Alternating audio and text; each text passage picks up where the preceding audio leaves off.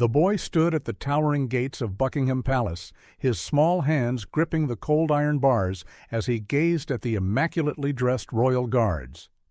Their red tunics, polished boots, and stoic expressions mesmerized him. At just 10 years old, Oliver Hastings had only one dream: to become a royal guard. But dreams were fragile things in his world. Born to a struggling single mother, Oliver's life was a constant battle against poverty. His mother, Eleanor, worked multiple jobs just to put food on the table, but no matter how hard she tried, they always seemed one step away from losing everything. The idea of Oliver joining the Royal Guard one day seemed laughable to most people who knew them. "You need connections, money, and an elite education," people told him. But Oliver refused to listen. He believed that sheer willpower could carve his path. As the years passed, Oliver's fascination with the Royal Guard only grew stronger. While other boys played soccer in the streets, he practiced standing still for hours, pretending to be one of the guards. He memorized everything about them: the history, the discipline, the honor. His mother often found him balancing books on his head to perfect his posture or marching up and down their tiny apartment, but life had other plans. At 16, his mother fell gravely ill. The medical bills piled up, and Oliver was forced to drop out of school to support her. He took up odd jobs: cleaning, working at a butcher shop, even sweeping the floors of a local military office. Each night, he'd return home exhausted, his hands raw, his body aching. Yet, before bed, he'd still stand in front of their broken mirror, practicing his salute. One evening, after a particularly grueling shift, he broke down. "Maybe they were right," he whispered to himself. "Maybe I was never meant for this." Fate, however, had a strange way of listening. One day, while cleaning the halls of the military office, he overheard two officers talking about open recruitments for the Royal Guard. His heart pounded. Was this his chance?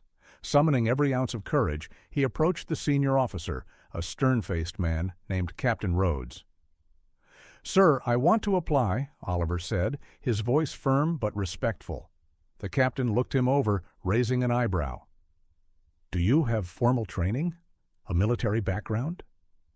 "No, sir," Oliver admitted, "but I have heart and I have discipline." The room fell silent. The captain studied him before sighing. "The Royal Guard isn't just about heart, son. It's about endurance, skill, and unwavering commitment. I admire your spirit, but I suggest you try something else." Oliver's chest tightened, but he refused to let go of his dream. "Give me one chance, sir, just one." Something in his eyes must have moved the captain because, after a long pause, he nodded. "Report here tomorrow at dawn. Let's see what you're made of." The next morning, Oliver arrived before sunrise. The training was brutal: hours of standing in complete stillness, intense physical drills, and relentless mental tests. Many recruits quit within days, but Oliver pushed through. When his legs trembled, he gritted his teeth.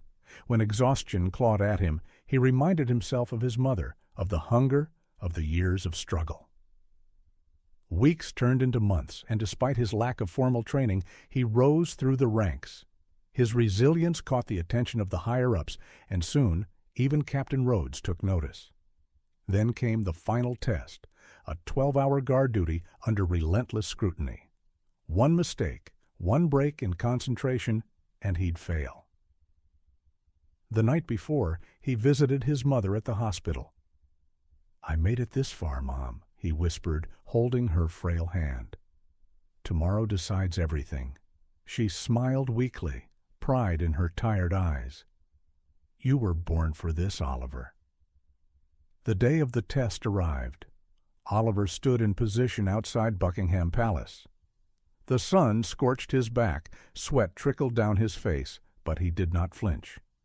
Hours passed, and tourists tried to make him smile. Some even taunted him, but he remained unmoving. Discipline ran through his veins now. As night fell, Exhaustion seeped into his bones, but he refused to surrender. Then something unexpected happened. A black car pulled up, and out stepped none other than King Charles III himself. The crowd hushed. The king walked toward Oliver, studying him with quiet curiosity. Then, in a soft, regal voice, he said, "At ease, soldier." Oliver remained still, unsure if it was a test. The king smiled. "Relax, son. I know your story." Oliver's heart pounded.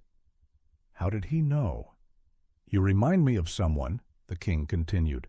"Your unwavering determination, your loyalty, it's rare, and it deserves recognition." Then, in a shocking twist, the king turned to Captain Rhodes. "See that he is not just a guard, but a leader." The crowd gasped. Oliver's eyes widened. A leader? Tears burned in his eyes, but he blinked them away. He had done it, not just for himself, but for his mother, for the struggle, for every dreamer who had been told no.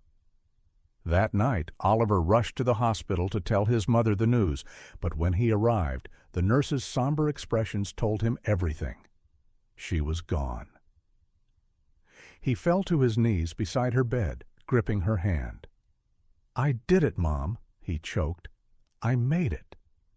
And in that moment, though his heart shattered, he realized she had seen it coming all along. She had always known he would make it. As he stood outside, looking at the stars, he felt a soft breeze against his cheek, almost like a mother's gentle touch. And he knew she was proud. From that day forward, Oliver Hastings wasn't just a royal guard. He became a legend, a symbol of resilience, a beacon of hope for those who dared to dream beyond their circumstances. And it all started with a boy who refused to give up.